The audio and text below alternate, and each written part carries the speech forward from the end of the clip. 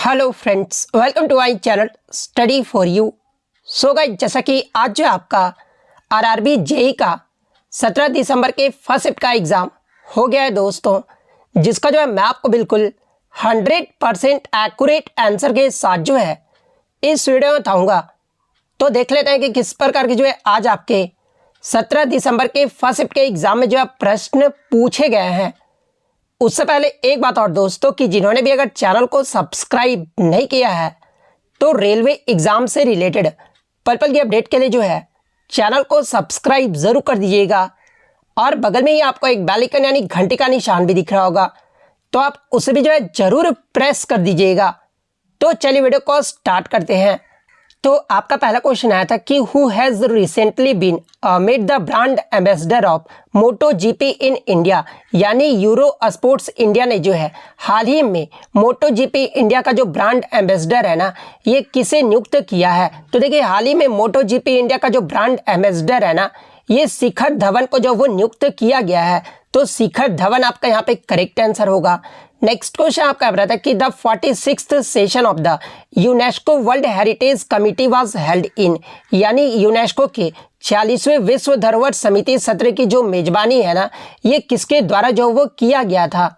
तो देखिए, मैं आपको बता दूं कि यूनेस्को के 46वें विश्व धरोहर समिति सत्र की जो मेजबानी है ना, ये भारत की राजधानी नई दिल्ली में जो है इसका आयोजन जो वो किया गया था। और कब किया गया था, तो ये आपका 21 से 31 जुलाई 2024 तक जो है इसका आयोजन जो वो किया गया था। तो नई दिल्ली आपका यहाँ पे करेक्ट आंसर होगा। इसके अलावा आगे के शिफ्ट में अगर आपसे पूछा जाए कि यूनेस्को के 46वें विश्व धरोहर समिति का सत्र का जो उद्घाटन है ना, ये किसके द्वारा जो वो किया गया था, तो ये प्रधानमंत्री नरेंद्र मोदी के द्वारा जो वो किया गया था। और भारत में जो है अब तक एक बार ही जो है आपके यूनेस्को के वार्षिक विश्व धरोहर समिति सत्र की जो मेजबानी है वो किया गया है। और एक बार जो वो कब किया गया था, तो ये आपका 2024 में जो है केवल एक बार जो इसकी मेजबानी जो वो किया गया है। इसके अलावा विश्व धरोहर समिति के 46वें सत्र में जो है किस भारतीय स्थल को यूनेस्को के विश्व धरोहर सूची में जो है शामिल करने का प्रस्ताव जो वो रखा गया था। तो देखिए, ये जो आपका मोईदम है ना, जो कि आपका भारत के आहोम राजवंश के टीला दफनाने की प्रणाली को जो है ये आपका विश्व धरोहर सूची में शामिल करने का प्रस्ताव जो वो रखा गया है। तो ये पॉइंट भी आप ध्यान में रखिएगा। भारत में कितने स्थल को जो है यूनेस्को के विश्व धरोहर सूची में जो वो शामिल किया गया है। तो देखिए, 2024 तक अगर मैं बात कर लूँ तो देखिए 2024 तक जो है आपके 42वें स्थल को जो है ये आपका यूनेस्को के विश्व धरोहर सूची में जो ये आपका शामिल किया गया है। और 42वां स्थल कौन सा है, तो देखिए 42वां जो स्थल है ना, ये कर्नाटक का होयशाला मंदिर है। तो ये सारे फैक्ट जो आपको ध्यान में रखना है। इसके अलावा अगर यूनेस्को के विश्व धरोहर स्थल की बात कर ले तो देखिए, यूनेस्को जो है ये आपका 3 श्रेणियों में जो है ये आपके विरासत स्थलों को जो है ये आपका मान्यता देता है। और वो 3 श्रेणी कौन कौन सी है, तो देखिए पहला आपका सांस्कृतिक श्रेणी में देता है, सेकंड आपका प्राकृतिक श्रेणी में देता है, और थर्ड जो ये आपका मिश्रित श्रेणी में देता है। और वर्तमान में विश्व विरासत सूची में जो है आपके लगभग 1200 विरासत स्थल जो वो शामिल है। और सबसे ज्यादा एग्जाम में यहाँ से प्रश्न पूछा जाता है कि यूनेस्को के विश्व धरोहर सूची में सबसे अधिक जो है स्थल जो है ना, ये किस देश में है, तो ये आपका इटली देश में है। इटली देश में जो ये आपका 59 स्थल है। दूसरे स्थान पे जो ये आपका चीन है, चीन में जो है आपके 57 स्थल है। तो ये पॉइंट भी आप ध्यान में रखिएगा। और भारत जो है 42 स्थलों के साथ जो है ये आपका 6ठे पायदान पर आता है। और 42वां स्थल मैंने आपको बता दिया कि कौन सा है, तो ये आपका कर्नाटक का होयसाला मंदिर को जो है ये आपका 42वां जो है वो स्थल जो ये आपका मान्यता जो है वो दिया गया है। तो ये पॉइंट भी आप ध्यान में रखिएगा। इसके अलावा मैं आपको बता दूं कि भारत पहले स्थलों में अगर बात कर ले भारत के, तो ये जो आपका अजंता गुफा, एलोरा गुफा, जो कि आपका दोनों महाराष्ट्र में स्थित है। इसके अलावा आगरा में ताजमहल और उत्तर प्रदेश में आगरा किला का जो है ये आपका 1983 में जो है इन सभी स्थलों को जो है ये आपका मान्यता जो है वो दिया गया था। इसके अलावा मैं आपको बता दूं कि यूनेस्को का अगर मुख्यालय पूछा जाए तो देखिए, यूनेस्को का जो हेडक्वार्टर है ना, ये आपका पेरिस फ्रांस में स्थित है। और यूनेस्को की स्थापना कब हुआ था, तो देखिए यूनेस्को की जो स्थापना है ना, ये आपका 16 नवंबर 1945 को हुआ था। और वर्तमान में यूनेस्को के महानिदेशक कौन है, तो देखिए वर्तमान में जो इसके महानिदेशक है ना, ये आपके आंड्रे अजोले हैं। तो ये सारे फैक्ट जो आपको ध्यान में रखना है। और आप कमेंट करके जवाब दीजिएगा कि यूनेस्को का जो है फुल फॉर्म क्या होता है, ये जो आप कमेंट करके जरूर जवाब दीजिएगा। नेक्स्ट क्वेश्चन आपका यहाँ रहा था कि भारतीय संविधान का अनुच्छेद 20 जो है ये आपका किससे संबंधित है। तो देखिए अनुच्छेद 20 की बात कर ले तो ये जो आपका अपराधों के लिए दोष सिद्धि के संबंध में जो ये आपका संरक्षण जो वो प्रदान करता है। और ये जो आपका अनुच्छेद 20 है ना, ये आपके संविधान के भाग 3 में आता है और ये जो आपका मौलिक अधिकार यानी मूल अधिकारों का हिस्सा भी है। और इस अनुच्छेद के मुताबिक यानी अनुच्छेद 20 के मुताबिक जो है किसी व्यक्ति को अपराध के लिए दोषी ठहराने के लिए ये नियम लागू होने चाहिए। जैसे कि अगर पहले नियम की बात कर ले तो देखिए किसी व्यक्ति को किसी अपराध के लिए दोष तभी जो वो ठहराया जा सकता है जब वो अपराध उस अधिनियम के तहत किया गया हो या फिर जो उस समय जो वो लागू था। तो ये जो आपका एक जो है आपका एक नियम है। सेकंड अगर नियम की बात कर ले तो देखिए किसी व्यक्ति को एक ही अपराध के लिए एक से ज़्यादा बार दंडित जो वो नहीं किया जा सकता है। इसके अलावा थर्ड जो नियम है ये आपका किसी व्यक्ति को अपने खिलाफ साक्ष्य देने के लिए जो है वो आपका बाध्य भी जो वो नहीं किया जा सकता है। और देखिए मैं आपको बता दूं कि अनुच्छेद 20 के तहत ही जो है अपराधियों के अधिकारों की रक्षा के लिए आपके 3 सुरक्षा उपाय भी जो वो किए गए हैं। और वो 3 सुरक्षा उपाय कौन कौन से हैं तो देखिए पहला आपका जो है पूर्वव्यापी कानून लागू नहीं किया जाएगा, ये जो आपका पहला सुरक्षा उपाय है। दूसरा जो ये आपका दोहरे खतरे से सुरक्षा, ये जो आपका दूसरा उपाय है। और तीसरा जो ये आपका आत्मदोष के खिलाफ अधिकार, ये जो आपका तीसरा सुरक्षा उपाय है। तो ये सारे फैक्ट जो आपको ध्यान में रखना है। नेक्स्ट क्वेश्चन आपका रहा था कि who was the first attorney general of India, यानी भारत के पहले अटॉर्नी जनरल जो है ये कौन थे। तो देखिए भारत के अगर पहले अटॉर्नी जनरल की बात कर ले तो ये जो आपके MC सीतलवाड़ थे। तो MC सीतलवाड़ आपका यहाँ पे करेक्ट आंसर होगा। इसके अलावा बात कर ले आपके जो है भारतीय संविधान के किस भाग और किस अनुच्छेद में जो है ये आपके अटॉर्नी जनरल के कार्यालय से संबंधित है। तो देखिए भारतीय संविधान का भाग 5 के अध्याय 1 और अनुच्छेद 76 का क्लोज 1 जो है ना ये आपके अटॉर्नी जनरल के कार्यालय से जो ये आपका संबंधित है। तो ये पॉइंट भी आप ध्यान में रखिएगा। इसके अलावा MC सीतलवाड़ की बात कर ले तो ये जो आपके एकमात्र ऐसे अटॉर्नी जनरल हैं जिन्होंने जो है लंबे समय तक जो है ये सेवा जो वो प्रदान की है। लगभग मैं आपको बता दूं कि MC सीतलवाड़ जो है ये आपके 28 जनवरी 1950 से लेकर जो है 1 मार्च 1963 तक जो है ये आपके भारत के जो ये पहले अटॉर्नी जनरल रहे थे, यानी 13 वर्षों तक जो है ये सेवा जो वो प्रदान किए थे। तो ये फैक्ट भी आप ध्यान में रखिएगा। इसके अलावा बात कर ले अटॉर्नी जनरल के बारे में तो देखिए अटॉर्नी जनरल जो होते हैं ना ये आपके देश के सर्वोच्च कानूनी अधिकारी भी जो इन्हें जो है वो कहा जाता है। और भारत के वर्तमान में अगर अटॉर्नी जनरल की बात कर ले तो देखिए भारत के जो वर्तमान में अटॉर्नी जनरल है ना ये आपके R वेंकटरमणि है। और R वेंकटरमणि जो है ये आपके भारत के 16वें जो ये आपके अटॉर्नी जनरल है। और ये जो आपके कब से कार्यरत हैं तो देखिए 1 अक्टूबर 2022 से जो है वर्तमान में अभी तक जो है ये आपके वेंकटरमणि जो है भारत के अटॉर्नी जनरल है। और इससे पहले आपके जो भारत के अटॉर्नी जनरल थे यानी 15वें जो अटॉर्नी जनरल थे ये कौन थे तो ये आपके वेणुगोपाल थे। तो ये पॉइंट भी आप ध्यान में रखिएगा। वहीं अगर भारत की पहली महिला अटॉर्नी जनरल के बारे में पूछा जाए तो देखिए भारत के पहली महिला जो अटॉर्नी जनरल थी ना ये आपके सोली सोराबजी थी। और ये जो इनका कार्यकाल कब से कब तक रहा था तो ये आपके 7 अप्रैल 1998 से लेकर जो है 4 जून 2004 तक जो है ये भारत की अटॉर्नी जनरल जो वो रही थी। तो ये फैक्ट भी आपको ध्यान में रखना है। नेक्स्ट क्वेश्चन आपका रहा था कि हु लेड द महाड़ सत्याग्रह इन 1927, यानी वर्ष 1927 में हुए महाड़ सत्याग्रह का जो नेतृत्व है ना ये किसने किया था। तो देखिए 1927 में जो आपका महाड़ सत्याग्रह हुआ था ना इसका जो नेतृत्व है ये आपके डॉक्टर भीमराव अंबेडकर के द्वारा जो वो किया गया था। तो डॉक्टर भीमराव अंबेडकर आपका करेक्ट आंसर होगा।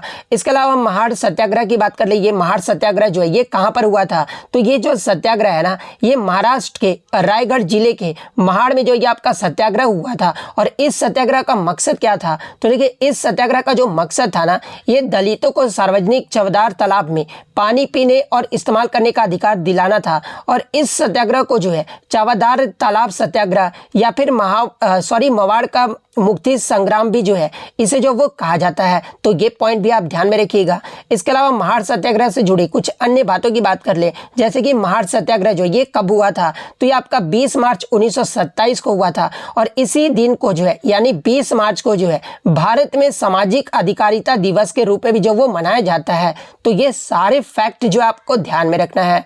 नेक्स्ट क्वेश्चन आपका यहाँ पर आता है कि दक्षिणेश्वर काली मंदिर कहाँ स्थित है। तो देखिए दक्षिणेश्वर काली मंदिर की बात कर ले तो ये जो आपका कलकत्ता में स्थित है, तो कलकत्ता आपका यहाँ पे करेक्ट आंसर होगा।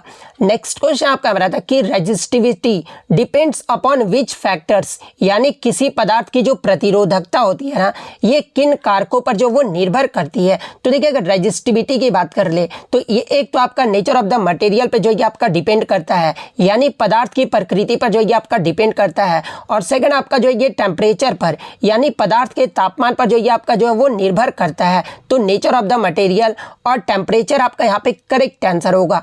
इसके अलावा अगर रेजिस्टिविटी की बात कर ले तो देखिए रेजिस्टिविटी का जो आपका सिंबल होता है ना, ये आपका रो होता है, जिसे आपका इस प्रकार से भी आपका डिनोट जो वो किया जाता है। और इसका जो ऐसा यूनिट की अगर बात कर ले तो देखिए रेजिस्टिविटी का जो ऐसा यूनिट होता है ना, ये आपका ओम मीटर होता है। तो ये पॉइंट भी आप ध्यान में रखिएगा। तो देखिए ये तो हो गया आपका रेजिस्टिविटी के बारे में। इससे एग्जाम पहले आपका एग्जाम में जो है रेजिस्टेंस के बारे में पूछा गया था, यानी प्रतिरोध के बारे में जो वो पूछा गया था। तो देखिए किसी चालक का जो प्रतिरोध है ना, यानी रेजिस्टेंस जो है, ये आपका किन कारकों पर निर्भर करता है। तो ये जो आपका प्रतिरोधकता यानी रेजिस्टिविटी पर निर्भर करता है। इसके अलावा लंबाई पर निर्भर करता है। इसके अलावा अनुपस्थ काट क्षेत्रफल पर भी जो है ये आपका रेजिस्टेंस जो वो निर्भर करता है। आपको रेजिस्टेंस का फॉर्मूला पता होगा क्या होता है। तो देखिए R equal to rho L by A होता है, जहां पे रो आपका क्या होगा तो रेजिस्टिविटी हो गया, एल जो हो गया ये आपका लेंथ ऑफ द वायर हो गया, और ए जो हो गया ना ये आपका एरिया ऑफ क्रॉस सेक्शन हो गया, यानी अनुप्रस्थ काट क्षेत्रफल हो गया। इसके अलावा मैं आपको बता दूं कि प्रतिरोध चालक की जो लंबाई है ना, ये किसका प्रतिरोध जो होता है यानी रेजिस्टेंस जो होता है, एग्जाम में पूछा जाता है कि रेजिस्टेंस जो होता है ये किसका डायरेक्टली प्रोपोर्शनल होता है। तो ये जो आपका रेजिस्टेंस है ना, ये आपका लंबाई यानी लेंथ का जो है ये आपका समानुपाती यानी डायरेक्टली प्रोपोर्शनल होता है, और किसका जो है ये आपका व्युत्क्रमानुपाती होता है यानी इनवर्सली प्रोपोर्शनल होता है। तो देखिए रेजिस्टेंस जो होता है ना, ये आपके अनुपात काट क्षेत्रफल का जो है ये आपका इनवर्सली प्रोपोर्शनल होता है। तो ये फैक्ट भी आपको ध्यान में रखना है। वहीं एग्जाम में एक प्रश्न यहाँ से पूछा जाता है कि तापमान बढ़ने के साथ प्रतिरोध जो है इसमें क्या चेंज देखने को मिलता है। तो देखिए जब तापमान बढ़ता है ना तो प्रतिरोध भी जो है ये आपका बढ़ता है। तो ये सारे फैक्ट जो आपको ध्यान में रखना है। नेक्स्ट आपका यहाँ पर आता है कि राष्ट्रपति बनने के लिए जो है क्या क्या जरूरी होना चाहिए। तो देखिए राष्ट्रपति बनने के लिए जो है सबसे पहले तो आपको भारत का नागरिक होना आवश्यक है। इसके अलावा राष्ट्रपति बनने के लिए जो है 35 वर्ष से जो है कम नहीं होना चाहिए। अगर आप 35 वर्ष से अधिक है तो आप भारत के राष्ट्रपति जो वो बन सकते हैं। इसके अलावा लोकसभा के सदस्य के रूप में चुने जाने के योग्य हो तभी आप भारत के राष्ट्रपति बन सकते हैं। और इनके जो कार्यकाल होता है ना राष्ट्रपति का, ये आपका 5 वर्षों का जो वो होता है। और इनके पद से हटाने की जो प्रक्रिया है ये किस अनुच्छेद में वर्णित है। तो ये आपका धारा 61 में जो है ये आपका निर्धारित प्रक्रिया के अनुसार जो है ये आपका राष्ट्रपति को पद से जो वो हटाया जा सकता है। तो इनमें से जो भी ऑप्शन में दिया गया होगा वो आपका यहाँ पे करेक्ट आंसर होगा। नेक्स्ट क्वेश्चन आपका यहाँ पर आया था what is the structure of A solenoid, यानी एक परिनालिका की जो संरचना है ना ये क्या होती है। तो देखिए सोलेनॉइड की बात कर ले तो एक प्रकार का एक आपका विद्युत चुंबक है जो तार के एक कुंडल द्वारा जो ये आपका निर्मित होता है, और जिसकी जो लंबाई है ना उसके व्यास से काफ़ी अधिक होता है, जो कि आपका एक नियंत्रित चुंबकीय क्षेत्र जो वो आपका उत्पन्न करता है। और ये जो आपका सोलेनॉइड होता है ना is a helical coil of a wire composed of A numerous loops, यानी सोलेनॉइड जो होता है एक तार का कुंडल है जो कि अनेक लूपों से जो ये आपका बना हुआ होता है। नेक्स्ट क्वेश्चन आपका यहाँ पर आता है कि कुव्वत उल इस्लाम मस्जिद ये जो है कहाँ पर स्थित है। तो देखिए कुव्वत उल इस्लाम मस्जिद की बात कर ले तो ये जो आपका दिल्ली में स्थित है, तो दिल्ली आपका करेक्ट आंसर होगा। इसके अलावा बात कर ले कुव्वत उल इस्लाम मस्जिद ये जो आपका भारत का जो है पहला तुर्क मस्जिद भी है, और इसका जो निर्माण है ना ये आपका 1197 ईस्वी में कुतुबुद्दीन ऐबक के द्वारा जो है इसका निर्माण जो वो करवाया गया था। और किस किले के पास करवाया गया था अगर ये पूछा जाए तो ये आपका राय पिथौरा किले के पास जो इसका निर्माण जो वो करवाया गया था। तो ये सारे फैक्ट जो आपको ध्यान में रखना है। नेक्स्ट क्वेश्चन आपका यहाँ पर आया था कि who was the leader of the opposition of the 18th Lok Sabha यानी 18वीं लोकसभा के जो है विपक्ष के नेता कौन है? तो देखिए 18वीं लोकसभा भी वर्तमान में आपका चल रहा है और इसके जो आपके विपक्ष के नेता रहे थे ना, ये आपके राहुल गांधी रहे थे, जो कि आपके कांग्रेस पार्टी से जो ये आपके संबंधित है। तो राहुल गांधी आपका करेक्ट आंसर होगा। वहीं अगर लोकसभा के अध्यक्ष पूछा जाए तो देखिए 18वीं लोकसभा के जो अध्यक्ष है ना, ये आपके ओम बिड़ला है और सदन के नेता जो है ये आपके भारत के प्रधानमंत्री यानी नरेंद्र मोदी है। तो ये पॉइंट भी आप ध्यान में रखिएगा। नेक्स्ट क्वेश्चन आपका यहाँ पर आता है कि which of the following is an ephemeral river, यानी निम्न में से कौन सी नदी जो है ये आपका अल्पकालिक है, जिसमें ऑप्शन में आपका चंबल, लूनी नदी, यमुना नदी और गंगा नदी जो आपके ऑप्शन में जो वो दिए गए थे। तो देखिए सबसे पहले हम लोग बात कर लेते कि एफिमेरल रिवर यानी आपका अल्पकालिक नदी होता क्या है। तो देखिए क्षणिक नदी एक प्रकार की नदी है जो भारी वर्षा के बाद केवल थोड़े समय के लिए बहती है और वर्ष के अधिकांश समय जो है ये आपका सूखी रहती है और इसे ही जो आपका अल्पकालिक नदी जो है वो कहा जाता है। और देखिए भारत के राजस्थान राज्य में ये जो आपका लूनी नदी है ना, एक जो आपका अल्पकालिक नदी का जो ये आपका प्रमुख उदाहरण है। तो ऑप्शन में आपका लूनी नदी दिया गया था, तो लूनी नदी आपका यहाँ पे करेक्ट आंसर होगा। वहीं अगर एग्जाम में आपसे पूछा जाए कि दुनिया का सबसे युवा प्रमुख नदी कौन सी है, तो देखिए दुनिया का जो सबसे युवा प्रमुख नदी है ना, ये आपका ब्रह्मपुत्र नदी है। और ये जो आपका ब्रह्मपुत्र नदी है इसका उद्गम एग्जाम में पूछा जाता है कि कहाँ से होता है। तो देखिए ब्रह्मपुत्र नदी जो है ये आपका मानसरोवर झील के पास कैलाश पर्वतमाला के च्यामयुंगडुंग ग्लेशियर से निकलता है। और ब्रह्मपुत्र नदी जो है ना, ये आपका दुनिया का सबसे बड़ी नदियों में से एक है और ये जो आपका ओशन निर्वहन के मामले में जो है ये आपके विश्व में 5वें स्थान पर आता है। तो ये सारे फैक्ट जो आपको ध्यान में रखना है। नेक्स्ट क्वेश्चन आपका यहाँ पर आता है कि पावर कैलकुलेशन से जो आपका प्रश्न पूछा गया था, जहाँ पे मैं आपको बता दूं कि आप लोग बहुत सारे बच्चे बोलते हैं कि सर साइंस से जितना हो सके प्रश्न लाइए। तो अब मैं आपको बता दूं कि पावर के फॉर्मूले से ही जो है आपके 3 प्रश्न पूछ ले रहे हैं। तो अब मैं इसको कैसे आपको डिफाइन करूँ बताइए। अब मैं आपको सीधा ही बता देता हूँ कि क्या आपका पूछा गया था। पावर कैलकुलेशन में V आपका जो दे दिया गया था वो आपका 220 वोल्ट जो है वो दे दिया गया था। I जो है ये आपका करंट जो है ये आपका 0.50 एम्पियर जो वो दे दिया गया था। तो देखिए मैंने आपको कल भी बताया था और आज भी बताया था, इलेक्ट्रिक पावर के जो होते हैं ना, ये आपके 3 जो आपके फॉर्मूले होते हैं और ये तीनों फॉर्मूले से जो आपके एग्जाम में जो है 3 से 4 प्रश्न हर शिफ्ट में जो वो पूछे जा रहे हैं। तो इलेक्ट्रिक पावर का फॉर्मूला देख लीजिए। पहला तो होता है एक आपका P = VI होता है। इस फॉर्मूले पे आप वैल्यू पुट के जो करके जो आप इजीली जो है इसका जो है आप निकाल सकते हैं सॉल्यूशन। इसके बाद जो आपका दूसरा जो फॉर्मूला होता है जो कि आपका ओम्स लॉ के अकॉर्डिंग अगर बात कर ले तो V = IR होता है और इसमें अगर V का वैल्यू पुट कर देंगे IR तो हमारा जो दूसरा जो फॉर्मूला निकल कर आएगा ना पावर का वो आपका I² R आ जाएगा। तो P = I² R, ये जो आपका दूसरा फॉर्मूला हो गया। तो ये भी आप ध्यान में रखिएगा। और पावर का जो तीसरा फॉर्मूला होता है ना, ये आपका P = V² R, इससे भी जो आपका एक प्रश्न जो है आपके शिफ्ट में जो वो देखने को मिला था। तो P = V² R, ये जो आपका तीसरा फॉर्मूला है आपका पावर का। तो ये तीनों फॉर्मूले से ही जो आपके हर शिफ्ट में 3 से 4 प्रश्न जो वो पूछे जा रहे हैं। अब आप वैल्यू पुट करके तो आप इजीली जो है आंसर जो वो निकाल ही सकते हैं। अब इतना तो आप कर ही सकते हैं अगर आप जेईई का एग्जाम दे रहे हैं तो।